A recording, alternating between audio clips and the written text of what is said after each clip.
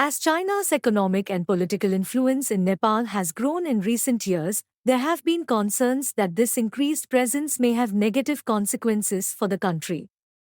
Here are some ways in which Chinese influence in Nepal could have harmful effects.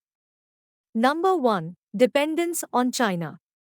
Nepal's growing dependence on China for investment, trade, and infrastructure development could leave the country vulnerable to Chinese interests.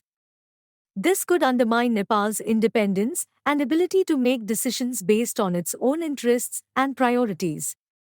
Number 2. Balancing Act. As Nepal seeks to balance its relationships with both China and India, it may face increased pressure to align itself with one of these two powerful neighbors.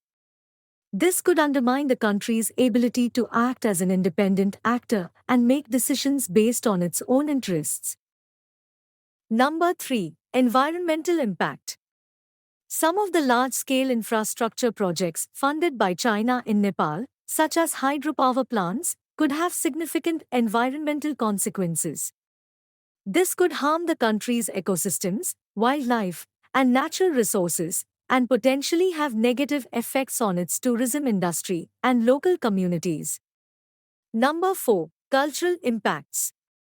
Increased Chinese immigration to Nepal, as well as cultural exchange programs, could result in the loss of traditional Nepal's culture and practices. This could erode the country's cultural heritage and uniqueness. And number 5. Political Implications. China's growing influence in Nepal could have political implications as well. For example, it may increase the country's susceptibility to Chinese propaganda or lead to the suppression of dissent and political opposition. So overall, if China's influence in Nepal may bring some economic benefits, it is important to recognize the potential negative consequences of this increased presence too. To minimize these risks, Nepal must be careful in its relationship with China and work to maintain its independence and autonomy.